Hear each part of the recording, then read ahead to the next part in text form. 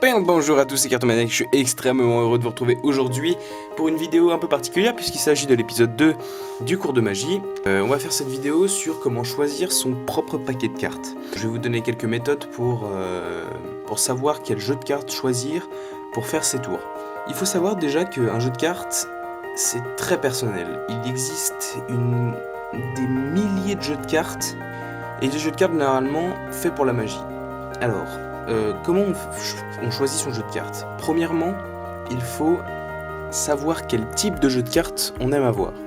Des jeux de cartes à rayures blanches, sans rayures blanches, des jeux de cartes qui sont noirs, qui sont inversés au niveau des couleurs, c'est-à-dire des cartes noires avec des signes blancs. Ça dépend de plein de choses.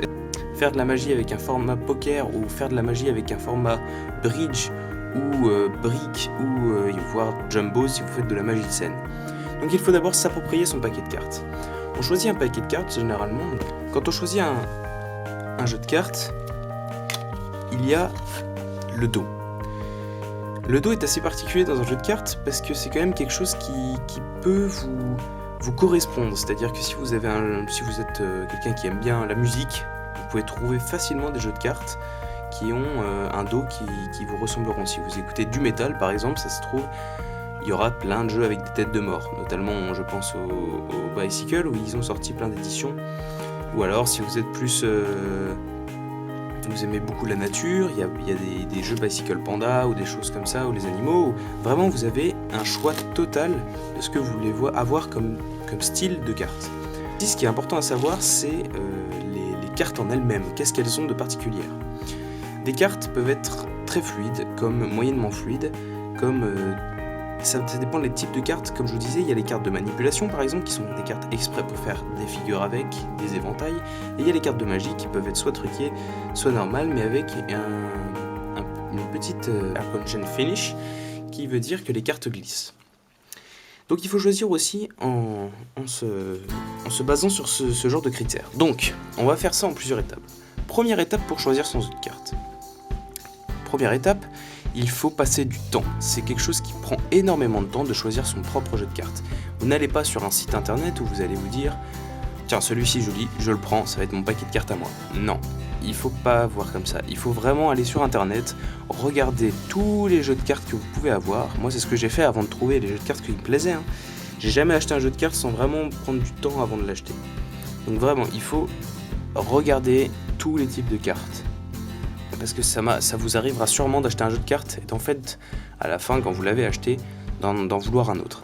Donc il faut bien faire attention au style de carte que vous achetez et au design. Ensuite, deuxième étape, les caractéristiques des cartes. Donc, quelle carte vous voulez prendre au niveau de la taille, par exemple. Comme je vous le disais, il existe les formats poker. Donc les formats poker, ce sont les formats utilisés généralement par les magiciens, c'est-à-dire le format comme celui-ci. Il y a les formats bridge, j'aurais pu vous montrer un exemple, j'en ai, mais je ne les ai pas là. C'est des formats, en fait ce sont des formats poker, mais coupés sur la tranche. C'est-à-dire que la tranche est légèrement plus fine, généralement utilisée par les magiciens qui ont des petites mains et qui n'arrivent pas à les travailler correctement. Et ensuite, il y a les cartes en briques, c'est-à-dire les cartes généralement que vous trouvez de partout. Les cartes en briques, c'est les cartes petites, vous savez, vous avez tous eu un jour dans votre main des cartes pour jouer... par exemple, des 7 familles. Ce sont des cartes généralement en format brique. Ça, c'est important à choisir parce que si vous avez des mains toutes petites, comme je vous le disais, et que vous n'arrivez pas à travailler la souplesse ou quoi que ce soit, d'ailleurs, si vous voulez travailler la souplesse, n'hésitez pas à regarder le premier épisode de cette série de cours de magie. Donc si vous n'arrivez pas à travailler cette souplesse de doigts, vous pouvez acheter des cartes bridge qui vous permettront de faire des tours de magie avec des cartes plus petites. Les formats poker, je trouve, pour ma part, sont vraiment les plus agréables à utiliser. Elles sont grandes, elles ont une bonne visibilité, et elles sont très sympas à manier. Ensuite, comme deuxième type de la caractéristique des cartes au niveau de sa fluidité. Vous pouvez avoir des paquets de cartes, comme je vous le disais, ces paquets de cartes comme Bicycle sont des paquets de cartes qui glissent assez bien. C'est ce qu'on appelle l'Arconchen Finish. C'est ce que vous connaissez généralement sur tous les paquets de cartes qu'on utilise en magie. Mais il faut savoir qu'il existe aussi des paquets de manipulation spécialisés, c'est-à-dire des paquets qui sont faits pour la manipulation et non pas pour des tours de magie, et qui sont extrêmement glissantes, c'est-à-dire qui ont vraiment une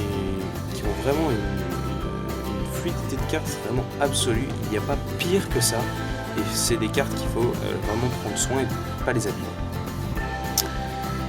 Ensuite, pour choisir son jeu de cartes, ce qui est important, comme je vous le disais, c'était de s'approprier son jeu de cartes. Il ne faut pas prendre un jeu de cartes forcément parce que c'est de la bonne qualité. Vous pouvez, si c'est un jeu de cartes qui vous intéresse énormément, je vous incite à aller l'acheter. N'achetez pas un jeu de cartes pour sa qualité. Il faut acheter un jeu de cartes parce que vous aimez faire des choses avec. Moi, j'ai acheté ce jeu de cartes parce que je trouvais que les cartes étaient extrêmement fines. Et c'est quelque chose que j'adore, c'est les cartes fines. Et elles sont durables, c'est-à-dire qu'elles peuvent glisser pendant longtemps si on les utilise correctement, si on sait bien les entretenir. Mais il y a des gens qui utilisent très rarement les cartes fines et qui sont très contents quand ils ont des cartes épaisses. Les cartes épaisses, par exemple, les Nock, ce sont des cartes qui sont assez épaisses et très rigides. Ça dépend le magicien en fait, ça dépend la personne qui veut utiliser les cartes. Si vous avez rempli toutes ces étapes, normalement vous saurez trouver un jeu qui vous sera adapté, un jeu avec lequel vous pourrez avoir du plaisir à faire vos tours. Je suis sûr que vous pouvez trouver ce jeu de cartes. J'espère que cette vidéo vous donnera un maximum d'informations pour pouvoir arriver à cette fin-là, c'est-à-dire avoir son propre jeu de cartes. N'oubliez surtout pas que le jeu de cartes ne dépend pas de sa qualité. C'est vraiment quelque chose d'important, il faut le retenir. Plus le jeu de cartes vous plaira au niveau de son design ou de ses caractéristiques, ça dépend ce que vous voulez, plus ce jeu vous plaira, plus vous aurez de plaisir à faire des tours de magie.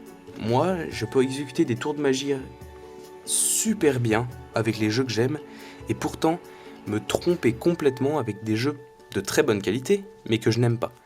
Ça arrive fréquemment, et je vous jure que c'est pas très agréable.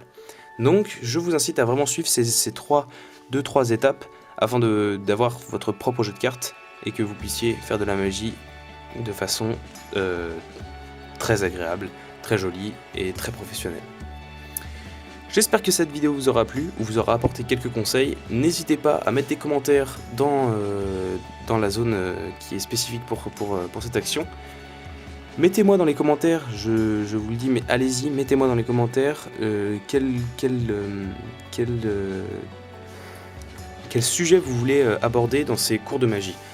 C'est vraiment important, j'aimerais savoir le sujet que vous aimeriez aborder dans ces prochaines vidéos. N'hésitez pas vraiment à mettre des pouces bleus si ça vous a plu, ou des pouces rouges si ça vous a pas plu, c'est ce qui m'apporte aussi, c'est ce qui me permet de me poser des questions. Donc si ça vous a plu, mettez les pouces bleus, ça me fera vraiment plaisir, parce que c'est un bon travail, dur et très long. Et si vous n'avez pas aimé, soit vous ne mettez rien, soit vous mettez un pouce rouge pour me faire comprendre qu'il y a des choses à améliorer, et n'hésitez pas à m'expliquer pourquoi dans les commentaires. Merci de votre soutien, nous avons dépassé maintenant les 800 abonnés, on va bientôt arriver aux 1000, c'est quelque chose que j'aurais pas pensé possible jusqu'à maintenant, je m'attendais vraiment pas à avoir autant d'abonnés sur une chaîne comme celle-ci, mais bon, ça fait plaisir d'être surpris dans le bon sens. Merci à tous. Et je vous fais une petite parenthèse parce que je pensais que la vidéo qu'il y avait juste avant ne vous plairait pas forcément parce qu'il n'y avait pas beaucoup de cartes. C'était vraiment une vidéo d'explication de cours de magie. Du coup, je vous ai préparé une petite séquence vraiment sympa sur le Street Magie. Et j'étais avec un autre magicien ce jour-là, donc je vous invite à aller voir sa chaîne qui sera dans la description juste en dessous. Une chaîne assez sympa, il vient juste de la commencer, donc vraiment faites-lui le plus grand bruit possible, je vous fais confiance, comme c'est assez original, généralement ça plaît bien. Donc, je vous ai préparé cette petite séquence de Street Magie, j'espère fortement qu'elle vous plaira, je suis sûr qu'elle vous plaira. N'hésitez pas à aimer la vidéo comme je vous l'ai dit, si la séquence de Street Magie vous a plu, il faut me le signaler dans les commentaires, histoire que j'en refasse une autre après, peut-être une vidéo particulière pour la Street Magie, ou un cours sur la Street Magie, il faut vraiment que vous me donniez toutes vos idées dans les commentaires.